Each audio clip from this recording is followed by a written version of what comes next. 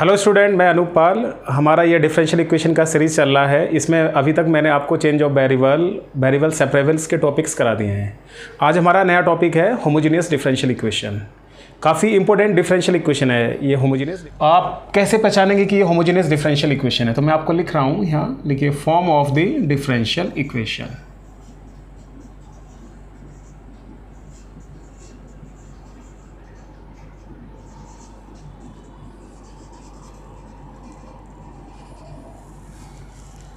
ठीक है, form of the differential equation. इसमें दो केसेस में हम इसको डिस्कस करते हैं। जैसे केस फर्स्ट, इक्वेशन आपकी इस फॉर्म में हो सकती है dy upon D X equals to f1 x comma Y f2 x comma Y. ठीक है ना। अब इसमें देखिएगा where f1 x comma Y and f2 x comma y are homogeneous function। ये दोनों हमारे क्या है? होमोजेनियस फंक्शन है।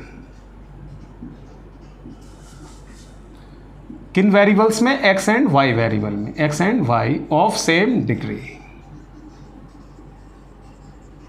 ठीक है। अगर कोई डिफरेंशियल इक्वेशन हमारी इस फॉर्म में है dy upon D x f1 xy upon f2 xy, दिख रहा है एक f1 x y f2 x y, ये दोनों हमारे क्या है? Homogeneous function. और ये दोनों होमोजेनियस फंक्शन किन वेरिएबल्स में होंगे? x एंड y में, ऑफ सेम डिग्री। उनकी डिग्री कैसी होगी? सेम होगी। मैं आपको वर्किंग रूल समझा रहा हूँ यहाँ किस तरह से करेंगे। तो putting y equals to zx, आप y के प्लेस पर क्या पुट करेंगे? zx। डिफ्रेंशिएट कर दीजिए इसको x के रेस्पेक्ट में, dy अपॉन डी एक्स। देखिए प्रोडक्ट रूल लगाते हैं, x का 1 और x as it is z का करेंगे dz अपॉन डी एक्स। ठीक है। तो ये वर्किंग रूल है, y के प्लेस पर आप पुट करेंगे zx और ये dy अपॉन डी एक्स की वैल्यू हम यहाँ पुट कर देंगे। ये सब पुट करने के बाद आपका क्वेश्चन वेरिएबल सेपरेबल का बन जाएगा। ठीक है। तो ये तो हमारा केस फर्स्ट है। इसी तरह अब आप देखिए केस सेकेंड। केस सेकंड में इक्वेशन हमारी इस फॉर्म में हो सकती है, form of the differential equation.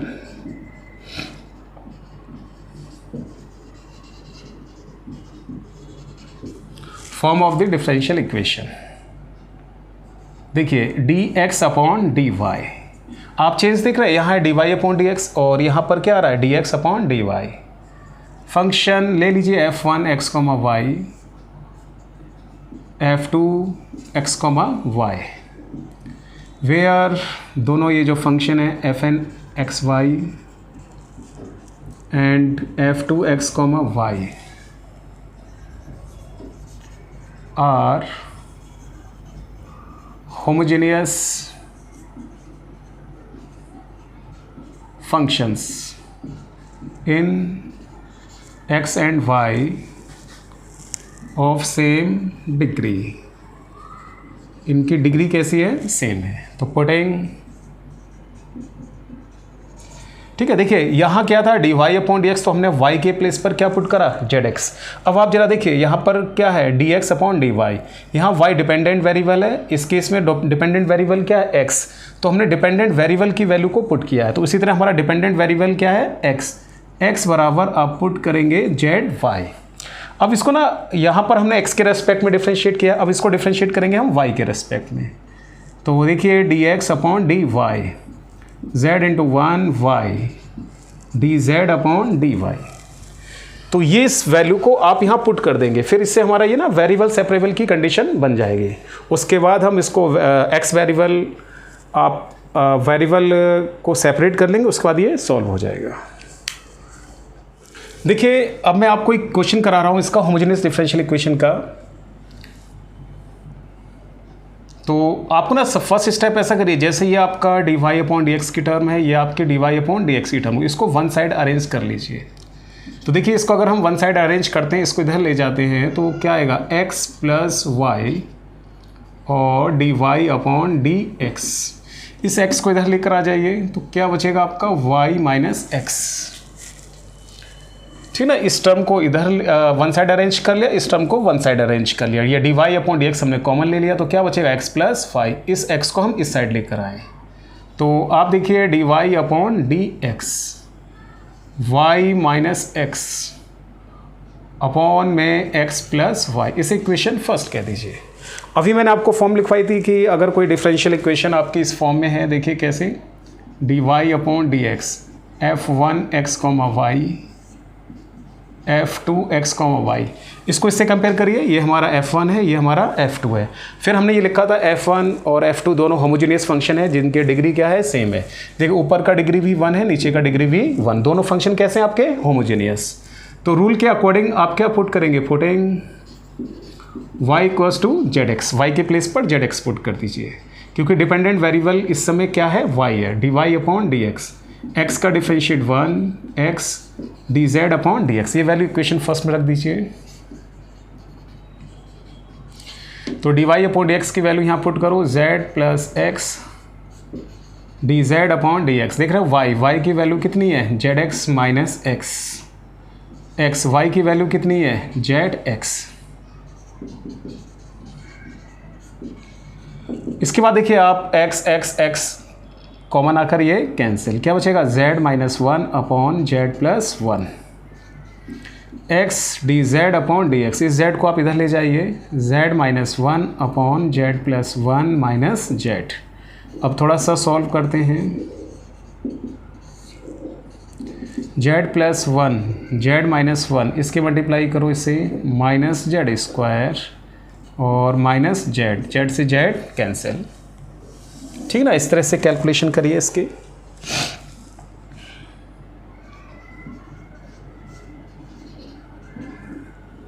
ठीक है, ये तो आपको फॉर्म लिखवाया था मैंने। देखिए माइनस अगर आप कॉमन लेते हैं तो 1 plus Z square, z plus 1। अब आप देखिए इसको ऑब्जर्व करिए, अब ये वेरिएबल क्या आ गया हमारा, z और x, z हमारा डिपेंडेंट वेरिएबल है और x कैसा है, इंडिपेंडेंट वेरिएबल। अब ये क्वेश्चन आपका किसका बन चुका है, वेरिएबल सेपरेबल का। तो आप x वेरिएबल को वन साइड करिए और z वेरिएबल को वन साइड करिए। तो देखिए हम x वेरिएबल को वन साइड करते हैं, तो x dx minus z plus 1 plus Z square D Z, ये ना हमने वेरिएबल सेपरेबल कर लिया। अब आप इसको इंटीग्रेट कर दीजिए, ठीक ना, इस तरह से इंटीग्रेट। तो देखिए इसको थोड़ा ऐसे लिखते हैं x dx, अब इसका इंटीग्रेशन करते हैं, इसको ना ब्रेक कर लिया हमने अलग अलग, z upon 1 plus Z square D Z minus 1 upon 1 plus Z square D Z, इसको ना सेपरेट कर लिया। देखिए यहाँ तो आप इंटीग्रेशन इजीली कर सकते हैं, किसका इंटीग्रेशन बन चुका है, tan इनवर्स z का। ये इंटीग्रेशन देखिए क्या है, 1 का डिफरेंशियल 0, जेड स्क्वायर का डिफरेंशिएट क्या होता है 2z। तो ऐसा करते हैं, इसका डिफरेंशियल ऊपर दे रखा है 2 से मल्टीप्लाई और 2 से डिवाइड, ये हमने कर दिया। या ऐसा कर लीजिए दोनों तरफ 2 से मल्टीप्लाई कर दिए, 2 इधर मल्टीप्लाई किया, 2 इधर किया और 2 आपने ये किया है। अब इसको आप इंटीग्रेट कर दीजिए, x का इंटीग्रेशन एक्स स्क्वायर अपॉन 2, 2 से 2 कैंसिल, इसका डिफरेंशियल ऊपर दे रखा है तो माइनस का log 1 plus Z square minus 2 tan inverse z plus C यानी कांस्टेंट। लेकिन आप ये देखिए हमारा एक्चुअली जो क्वेश्चन है वो किस वेरिएबल में, x और y में। तो आपको यहाँ z की वैल्यू को पुट करना पड़ेगा, z की वैल्यू को हम यहाँ से कैलकुलेट करेंगे। देखो z की वैल्यू क्या आएगी, y अपॉन एक्स, यहाँ पुट कर दीजिए 1 प्लस z का वैल्यू क्या आ जाएगा, y square upon X square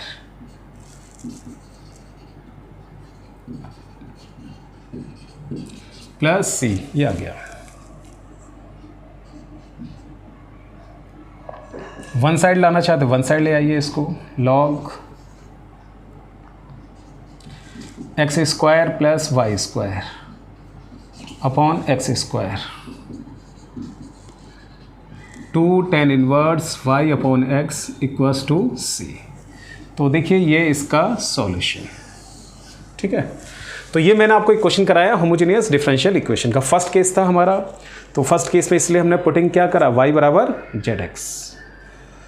तो नोट कर लीजिए आप लोग, आगे और मैं बताता हूँ आपको दूसरा क्वेश्चन। देखिए ये हमारा अब नेक्स्ट क्वेश्चन है।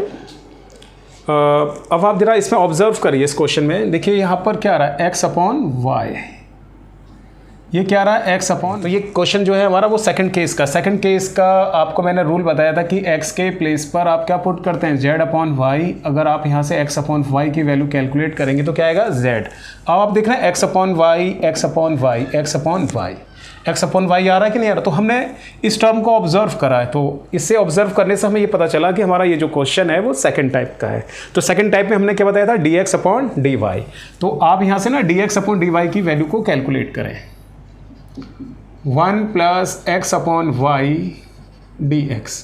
देखिए इसको ना इधर हम लेकर गए minus X upon Y, 1 minus X upon Y D Y. फिर आप देखिए D X upon D Y, इस तरह से लिखिए minus e2 power x upon Y, 1 minus X upon Y,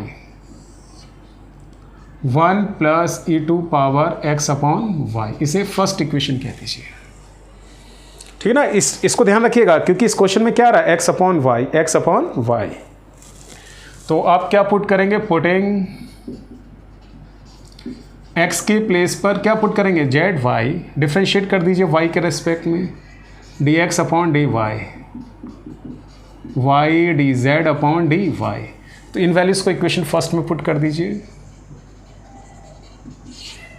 देख रहे हैं D X upon D Y, ये वैल्यू पुट करें Z plus Y, D Z upon D Y, minus देख रहे हैं आप यहाँ से ये x अपॉन वाई। अगर आप यहाँ से x अपॉन वाई की वैल्यू कैलकुलेट करेंगे तो क्या आएगा, z। तो यहाँ पुट करिए e2 power z, 1 minus z, 1 plus e2 power x upon Y का मतलब क्या है, z।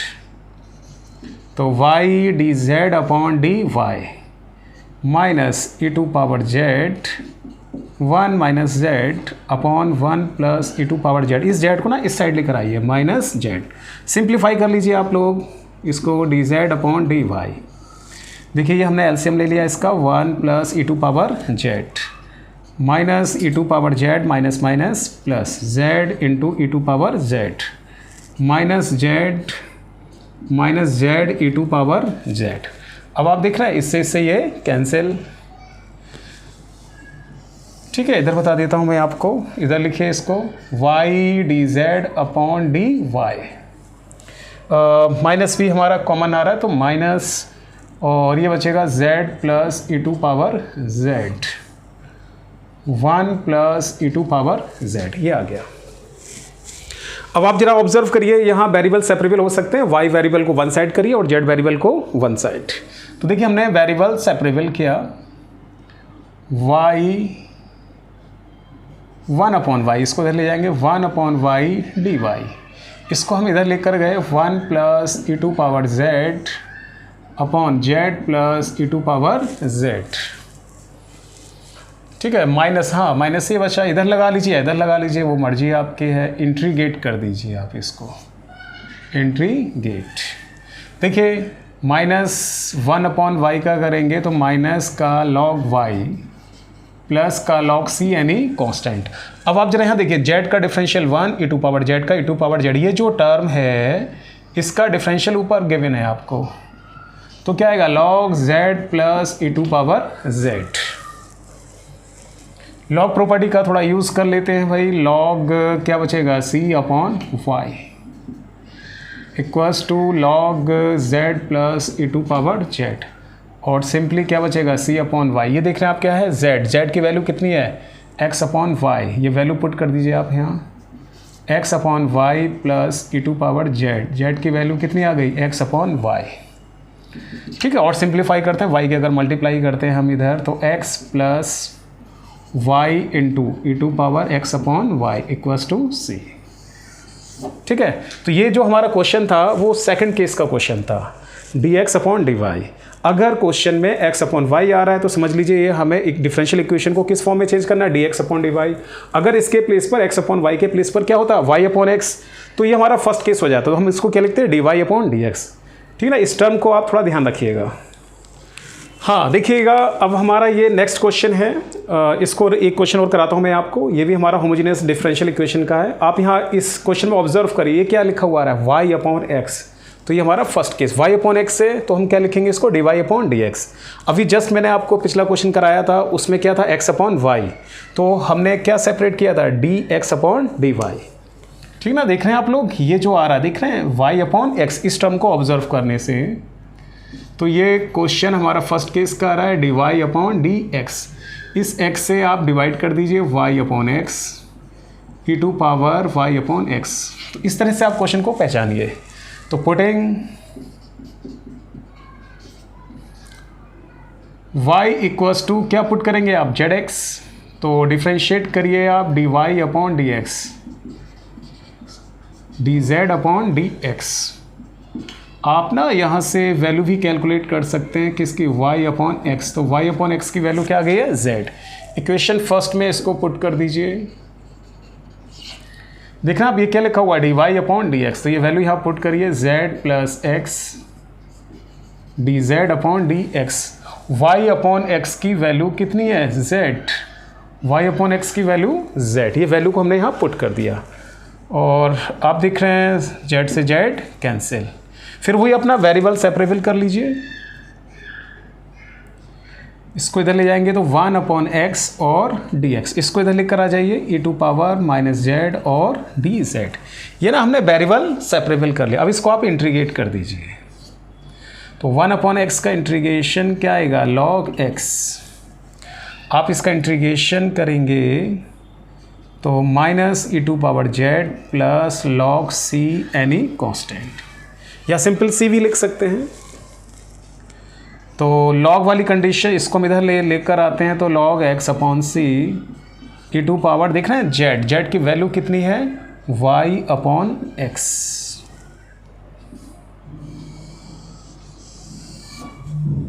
ठीक है, तो ये इसका सॉल्यूशन आ गया है।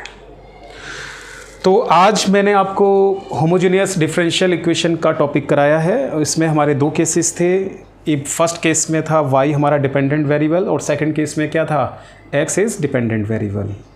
तो दोनों केसेस का क्या रूल है वो मैंने आपको समझा दिया। आप लोग इसको क्वेश्चंस करके देखिएगा अपनी तरफ से और भी ट्राई करिएगा, और मैं और कोशिश करूँगा आपके लिए और अच्छा इसके क्वेश्चंस बनाऊँ। और अगर आपको मेरा लेक्चर पसंद आया है तो प्लीज़ इसको सब्सक्राइब करिएगा, लाइक करिएगा, शेयर करिएगा और कमेंट भी करिएगा। कमेंट करने से थोड़ा हमें ये पता चलता है कि भाई हम कितनी मेहनत कर रहे हैं, आपके लिए वो सही डायरेक्शन में है या नहीं है। ठीक है ना, तो आप कमेंट ज़रूर प्लीज़ करिएगा। Thank you.